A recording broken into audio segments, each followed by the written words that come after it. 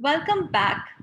We now have a session with Mr. Sanjay Sehgal, Chairman and CEO of MSIS Technologies. He is a multifaceted person donning several hats: a technology entrepreneur, a global businessman, startup advisor, keynote speaker, philanthropist, meditation instructor, and more.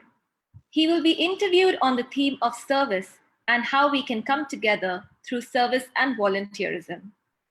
Interviewing him is Mamta Venkat, who is also a dedicated heartfulness trainer and facilitator. She is also a social media influencer, especially in the area of mental health and wellness.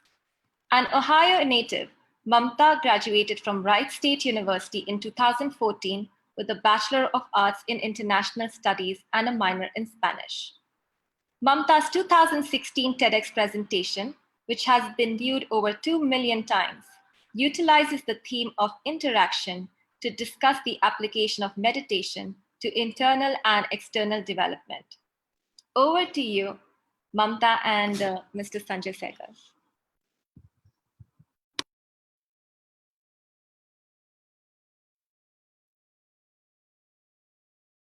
Thanks, Akshayita, for such a wonderful introduction.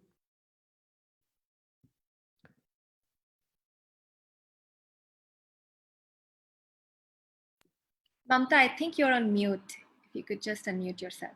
Is everyone able to hear me now? You're audible now. Okay, wonderful. Thank you for that great introduction. Sanjay Uncle, it's nice to see you. Nice seeing you too, Mamata. To everybody who is tuning in at home, thank you so much for joining us, not just for this particular session, but for Youth 2.0. It's been fun getting to know so many of you, to see so many of you tuning in. We're really glad to have you as a part of this community. Sanjay Uncle, I always love having an opportunity to chat with you, but I especially love having the chance to speak with you in this capacity. You are one of the hardest working people I know, and that dedication shines through not just in your impressive bio and in your resume, but through your family and through the work that you do with the Heartfulness Institute and our service-driven initiatives. I think that hard work is something that so many of us are inspired by. So I'm glad for an opportunity to pick your brain more, to get to know more about how you got so involved in all of this and thoughts and advice that you have to share with everybody who's watching today. Sure, looking forward to it. Great. Now, obviously, we are in a very unique situation in the world right now. There is a bit of a global pandemic going on. And of course, everyone's lives are incredibly disrupted by the coronavirus, no matter how you slice it. But there's a lot of positive going on in the world right now, too. The bright side of all of this has been able to see the way that the world has stepped up for one another, to see the way that people are volunteering to make sure that their friends, their neighbors, and complete strangers are taken care of. Of course, today we are talking about the ecosystem of service, which I think is incredibly critical, especially now more than ever. Do you have a specific moment of volunteerism or a specific experience that you've had that stands out to you? Sure. There is a saying, all work and no play makes Jack a dull boy, right? I mean, I don't know whether you guys have heard this or not. I mean, I'm showing my age by coming up with some old sayings. But to me, it always meant all work and no volunteering makes Jack a dull boy. To me, something that I had read in early parts of my journey in Heartfulness, where I think in one of the talks of or writings of Babuji, where he said that for us, that there is no charity, it's duty. Helping a fellow human being is a duty. And I remember, I have been meditating for over 30 years now. And I remember that really stuck with me early part of my, my practice. And I still, I remember I mentioned it multiple times, and I don't have to remind myself of that now, because I feel that few things over time become part of you, and that is now part of me. That to me, volunteering is not a separate activity. It is part of life, and it is not even volunteering. It is like breathing. It becomes a natural part of you. Then you don't think, oh, now this is my work, this is my volunteering. I often joke about this. I have 6 email addresses and they all come to one mailbox. So there is no separation between this is work, this is family, this is this, right? Yesterday I was while on an evening walk with my wife, we were talking about some talks from yesterday's event. Wonderful session, by the way. All youth have done wonderful job, and I'm very happy and elated to be part of this. And yesterday I was discussing with her, sharing with her the talk of Mr. Shiv Khemkaji. Very good person and very good talk. And I think when he was talking about his bio and his life, and then how he had traveled all over the world, and I mean, he studied in US, first in India, then in US, and he went to Russia and Brazil and all that. And I was just sharing with my wife. I think we didn't get to do that. I mean, I was in India, then came to US, and 30 years I've been here now. But then I said, well, I don't feel the need for it, because in Heartfulness itself, we meet people with such diverse backgrounds, from country, from profession, from skill set and all. I never felt the need that I have to now try Brazil or try Russia or try Europe. I mean, and of course we got to travel as tourists all over the world. But I think that, to me, the thing that you asked, what part of volunteerism, one is that treating it as part of my life, and the second is being able to associate myself with so many different people over my life. It has been really fulfilling. That's lovely. That's something that I'm starting to realize for myself too, as I become more entrenched with volunteering within the Heartfulness Institute. And that's something that's been carried with me even from a young age. I remember being in high school or in college or applying for college, and having volunteerism or some sort of service activity was such a critical part of our resumes in order to get us into college. Why do you think volunteering and doing service-based work is so important for our young adults and for our young generation, especially with everything that's going on right now with the pandemic? See, and as you know, as heartfulness trainers, we also get to work with so many people to help them with their meditation sessions. And I think that one day this thought had occurred to me that what is so unique about the work we do? You know, not every time you get to build a house for someone or feed people and all, but we are sitting here and giving a meditation session, conducting a meditation session for somebody. I felt the biggest thing, which is common across all these different service opportunities or service projects, is that it takes you away from thinking about yourself to thinking about others. You know, early days of my childhood, I remember getting up in the morning and my grandparents around me, and I'm just some memories of that time, and they'll always be talking about the food and what is there for lunch and dinner and this and that. And here we get up and we talk about whom we have to give session today, right? And let's see if we could conduct more of these with some more people. We're going to do some for school, from some corporation. So I think our life, and I'm so glad when you mentioned about high school, because that is the founding time for all of you to get that sense that there is more to life than just your life. And you will find that many psychologists have said that most of the mental health problems, which is really rampant now among youth, right? Not just that adults don't have it, but especially among youth, right? And that is mainly because today's the digital world has made us more focused on ourselves. We're more focused on how many likes we get and how many this we get or that we get. So that keeps our attention more on ourselves rather than others. I think if the strong base of volunteering in high school, it's a wonderful thing. Everyone must do. I'm really glad that it was something that I did so copiously when I was in high school. It was at first something that my parents really pushed me to do, but then more and more it became something that I loved to do. And I think the most critical value that it taught me was this concept of empathy, which is much needed at any point in time, in any point in life. And I think that really builds into this concept of an ecosystem of service, which is something that's been talked a lot over the last couple of days. I look at this concept as a method to create community through service and compassion. How would you define it? That's a wonderful way to describe it. And I just remembered a shloka from Gita. I don't know how many I know in US is, we are not taught Gita, but there's a Indian book, it's called Gita, Bhagavad Gita, right? And there's Lord Krishna there. It's a wonderful shloka. I like to quote that. I don't know Sanskrit very well, but I'll just translate that in English. He said, "There is no one who can remain without action even for a moment.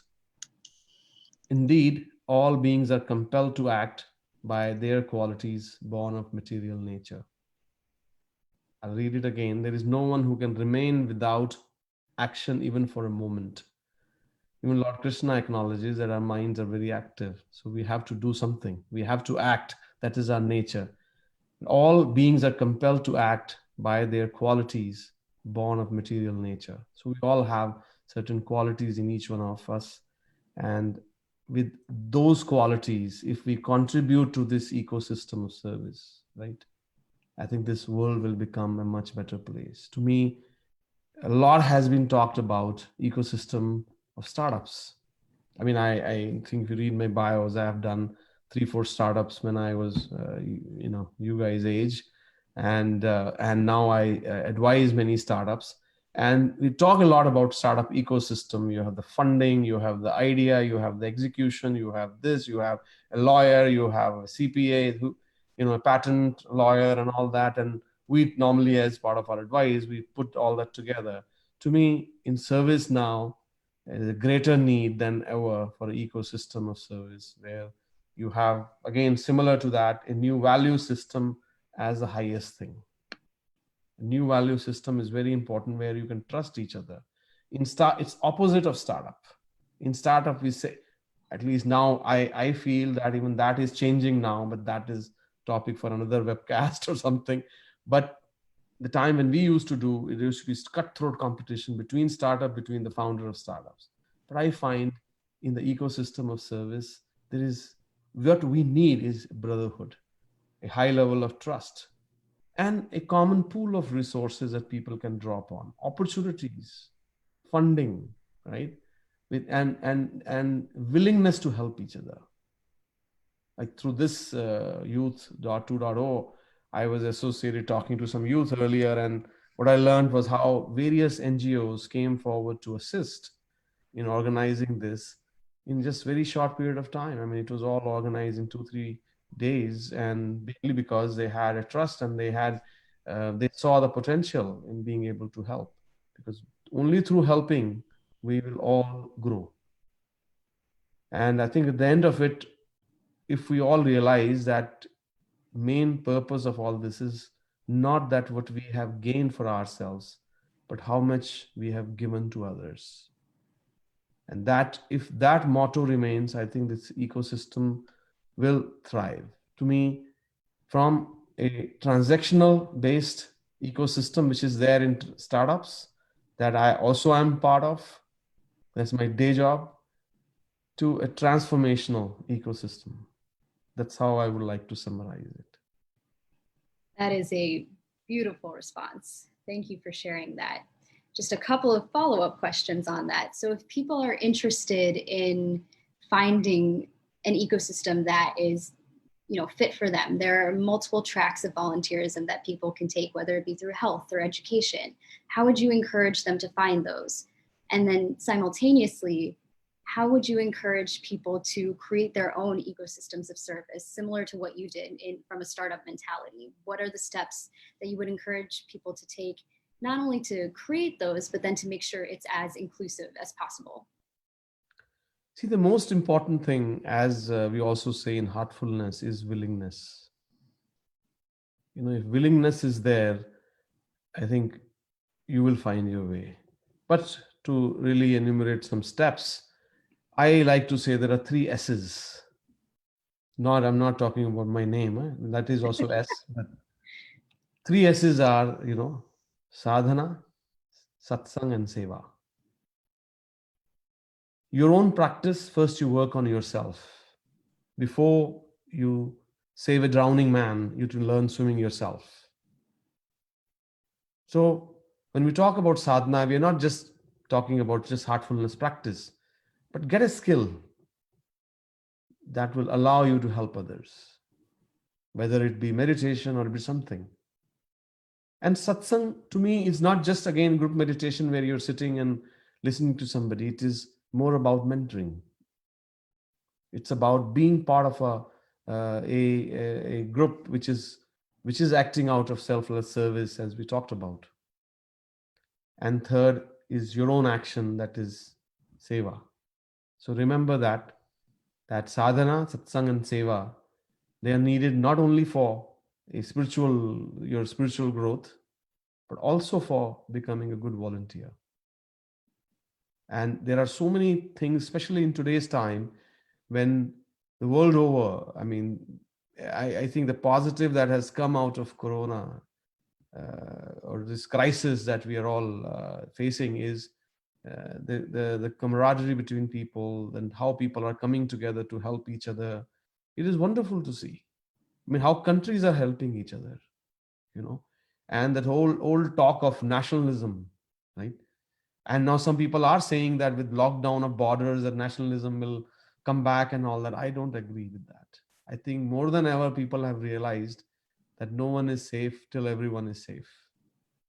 And you help others so that you are also helped and you are safer.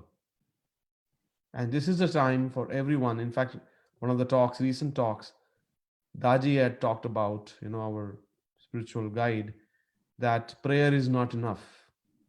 He said this time is not just enough for you to sit at home and meditate and pray. It's time to act. He said we have to become the serving citizens of the world. And to me, it is a call to all the youth, or not only youth, but everyone. And if you are willing to act, you will find many opportunities to help people. And no work is small.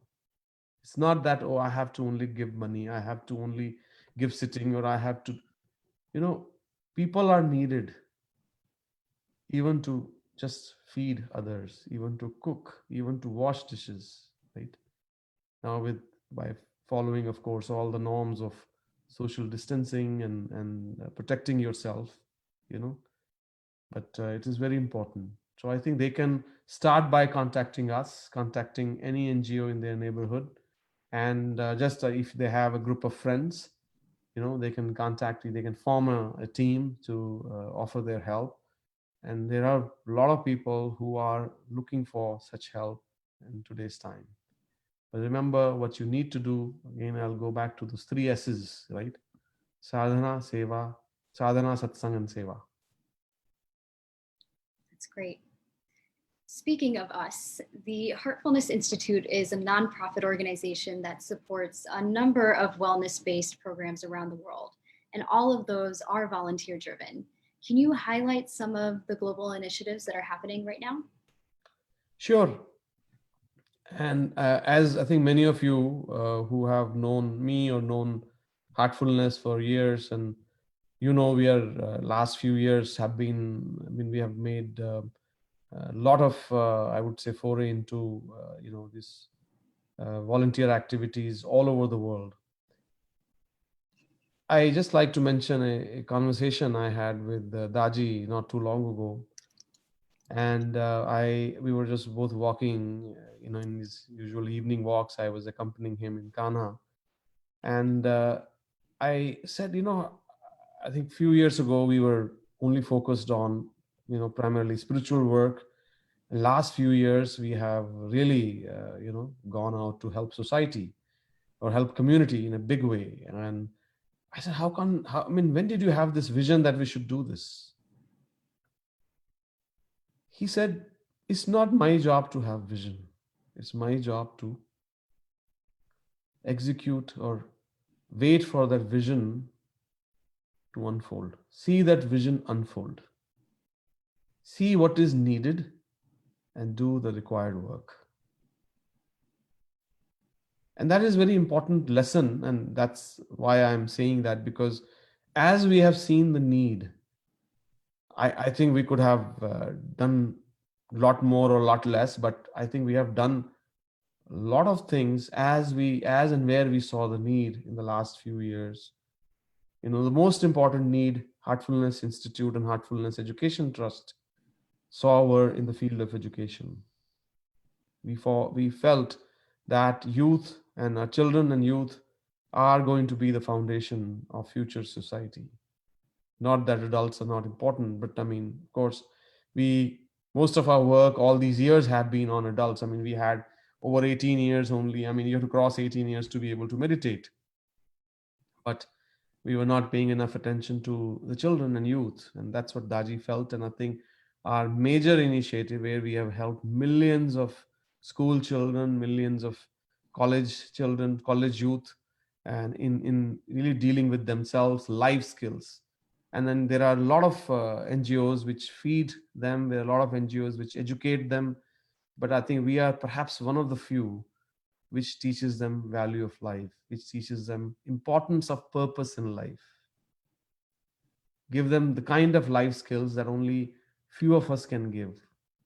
And that has been very well received. So education program has been at the forefront. And of course, environment.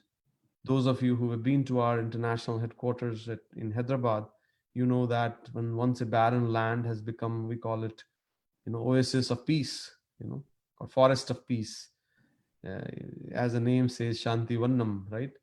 And it is, I mean, we have planted over 600,000 trees there, and that is not just, we have plantation has not just been limited to Ghana, but all over the world. And then some sanitation projects.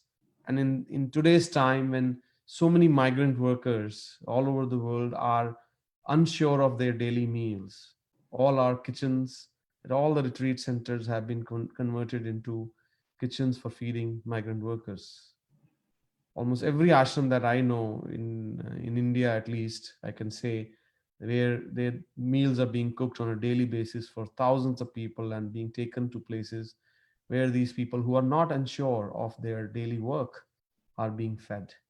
In US, we are doing more through other NGOs because we have less resources to be able to participate directly in such things, including medical supplies in some cases.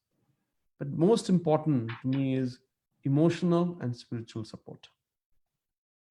That a network of 100,000 volunteers that we have world over, that Daji has motivated to provide, to be available, to provide emotional and spiritual support. And I'm sure it is, I see your social media channels too, and I think how many people are asking for sessions these days. I mean, all of a sudden there's a lot more because people are sitting at home and they feel the need for this. Loneliness and fear has, I mean, there is a coronavirus pandemic, and then we have the fear and loneliness pandemic, right? And I think and our we are rightly suited to provide that help. So it is something that more people come forward, more youth. If you're not a trainer, that you cannot provide spiritual support, be ready to provide emotional support. Willingness is important. Yeah, absolutely. It's been incredible to see the way that so many Heartfulness trainers and volunteers have stepped up during this time in so many different capacities, and especially in that emotional and spiritual support.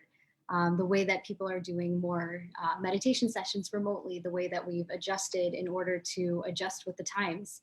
It's been lovely to see how that's been happening. And then on the flip side of that, it's been great to see more and more people wanting to get involved with the Heartfulness Institute because of that.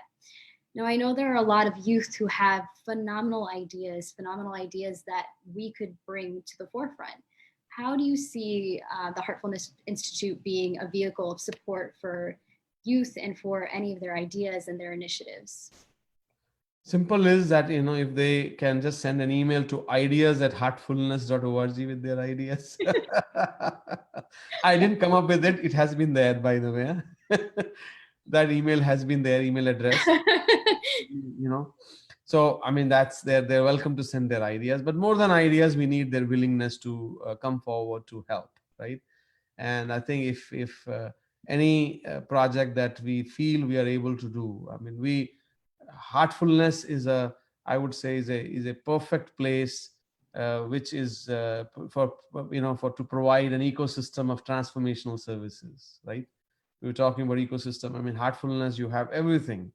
I mean, everything Heartfulness does, we don't charge money, and you all know that. And I think that's perhaps one of the only organization with no revenue model. I like to joke about it that way, because in startup world, I say, oh, what is your revenue model? What is your barrier to entry? Here we talk about there is no revenue model, so it's very simple. If an idea helps a lot of people, and we feel we are rightly suited for that, we will definitely. I'm sure Daji will definitely take it up. You know, his motto or his vision or his goal has been, as he said, visions are not for him to have. Visions are coming from above, but his goal has been to really provide help, this kind of assistance, to every single human being on earth. He said, if not in this life, in some other life, people would need this. It is needed. And now we are finding more than ever it is needed. So I think they can start with that. But if they are willing, I'm sure they are in touch with others who are involved with various projects. We are continuing to do more sessions for corporates, sessions for universities, sessions for schools, sessions for, except for areas which requires us to go to some place, right? I know villages. I mean, we are now focusing more on providing food and rations, food supplies to those places. But almost every connect, as we called it, we've had, they have been active, and they're providing services in every possible way. If I can tell you, our Zoom accounts are most active Zoom accounts in the world. I think I'll not be boasting. I mean, it is people are being made them. People are making themselves available all the time to help. Yeah, that is not surprising to me at all. I would not be surprised if we are taking over Zoom right now with the number of things and initiatives and people we've got on board, which is wonderful. We've got a few questions coming in from our viewers, so I wanted to take some time to address those. We have a question from Pooja Soni. What's the thing called self-service? How to go about realizing a higher sense of self and to move to a higher realm? I think, Pooja, a wonderful question. Remember, I mentioned about 3 S's: sadhana, satsang, and seva. I think sadhana is the one, if one does practice intensely, diligently, consistently, you will find that. That is the self-service. I think this is a lesson also from Heartfulness, that first you help yourself. I think it's always been example we often have given is that you're in an aircraft, and they always give you the instruction, before you put this oxygen mask on your child, first you do it on yourself, right? First you help yourself, and that's where the sadhana, and in our case it is meditation. Meditation is a very important part of realizing your self-worth, helping yourself. Self-service starts from that, then comes everything else. But service by itself can also give you, you will feel valued if you're serving others, and you're part of a community and all that. But I think I will advise, first start with a sadhana, a diligent sadhana, then get involved with mentoring, that is satsang, and then third is seva. That's the third time I've heard the oxygen mask metaphor this week, so I'm thinking that I've needed to hear it a bunch of times as a reminder for myself. So that's a great answer. We have another question from Kushi Devyani. Many times we are driven to volunteer innately, but schools and universities have simply made it mandatory, which makes us sort of lose interest. In a way, in one's head, it simply loses the value it once had. How do we overcome this? I think if you are, that is not end of the road. I mean, if that's not the only place where you can volunteer, and you're right, and at times we are pushed, and same thing happens with sadhana. I have seen, and as you know, I've associated with many of you, young folks, and if the parents insist on young people meditating, and they then, they rebel. I think the lesson for us adults has been, let you guys figure out in your own way. So I think one thing I would like to say is, I'm sure you figure it out yourself, but only advice I can give you is that don't get turned off by that, and that the school is insisting that you should do it. And that's, I think, I mean, they are doing what they know best. I'm sorry to say. I wish we come to realization, everyone comes to realization, that it has to become part of our second nature. Like Babuji had said, it has to become our duty, it has to become part of our life. If we all realize that, then we don't have to wait for somebody to tell us, hey, you have to do this. We'll automatically get up and say, hey, whom can I help today? Yeah, that's so true. So another question is, how can we align with Heartfulness initiatives? Is it necessary to be a Heartfulness member to align with our outreach programs? Not necessary. I think heartfulness, we often say that, it's really not an organization. It is a group of heartful people coming together. So it's not necessary for to be member of heartfulness. It's not necessary for you to even practice heartfulness. If you are heartful, if your heart is moved to help others, please come forward, contact any one of us.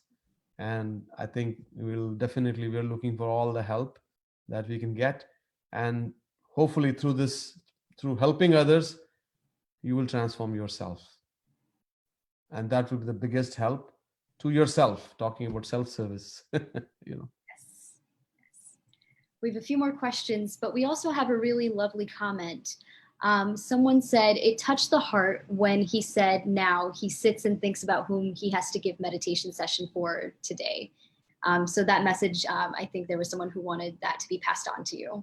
Sure. Yeah, it was lovely to hear. As teenagers, what can we do to help the poor or the disadvantaged? I remember Chariji, our second master that many of us had associated for a very long time with. He used to say that whenever you want to help from the highest ability that one has.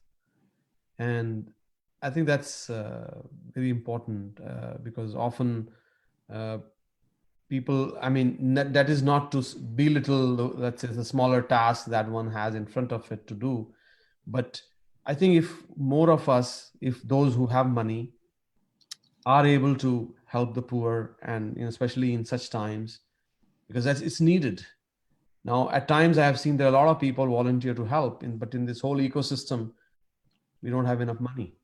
Now, for example, in this food thing right now, food projects we are doing, we would have done about 1 million meals in India so far.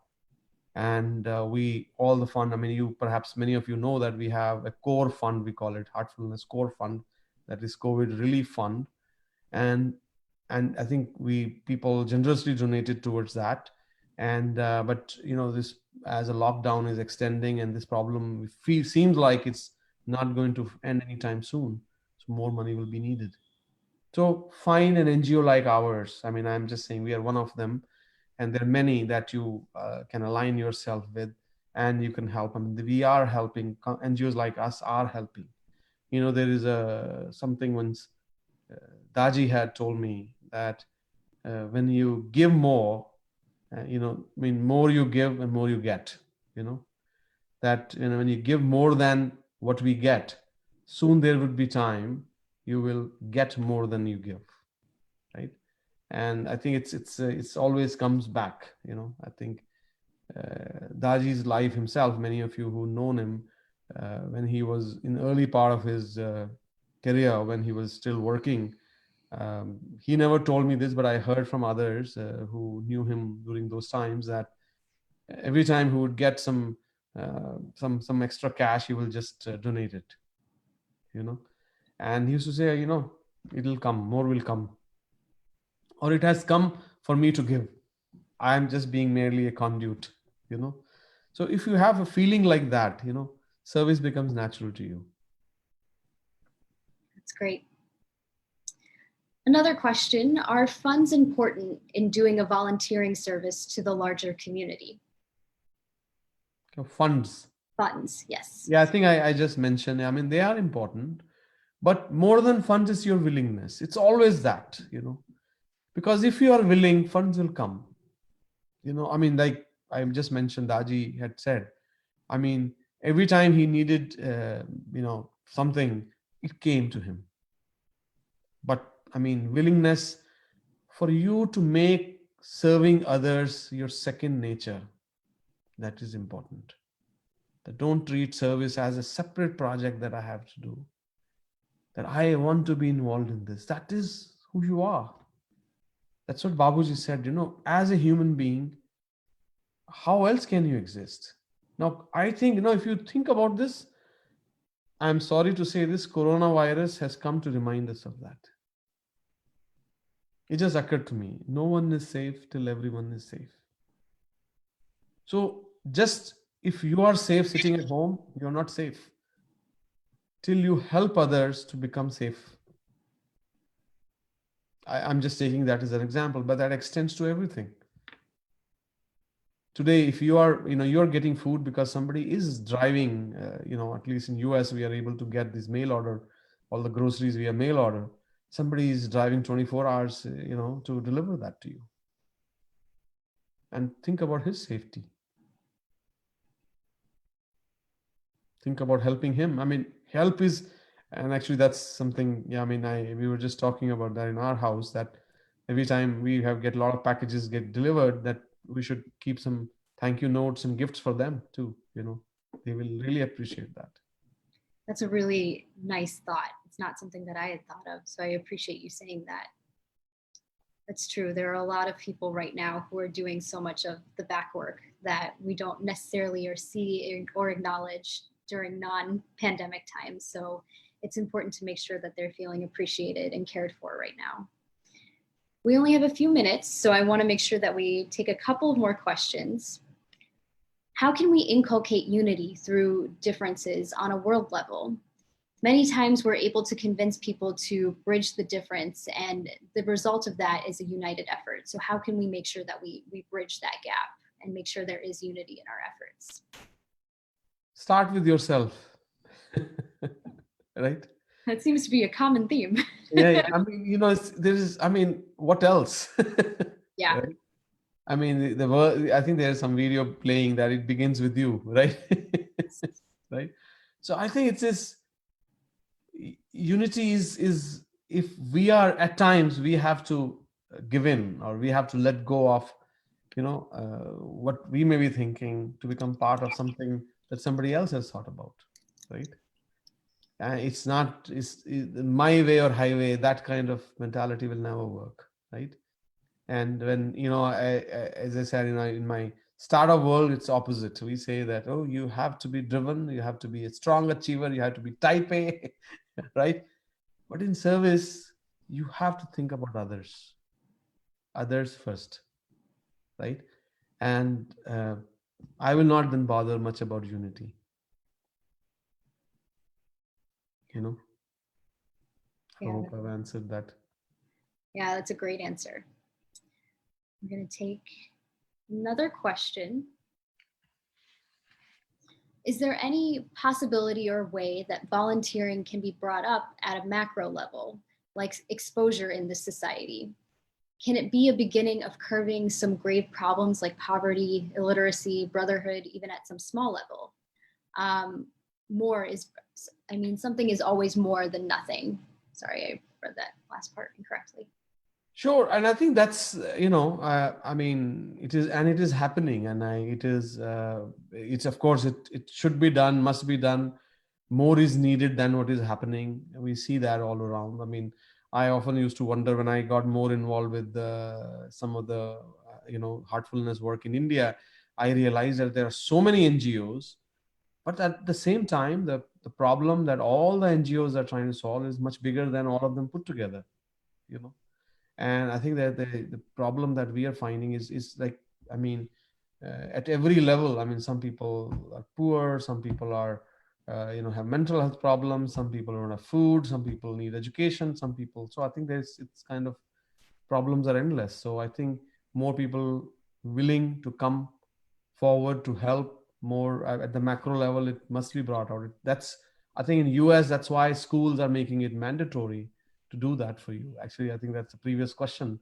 One reason they are hoping that they'll inculcate that feeling, that service attitude in more youngsters, so that tomorrow's adults will have more of that.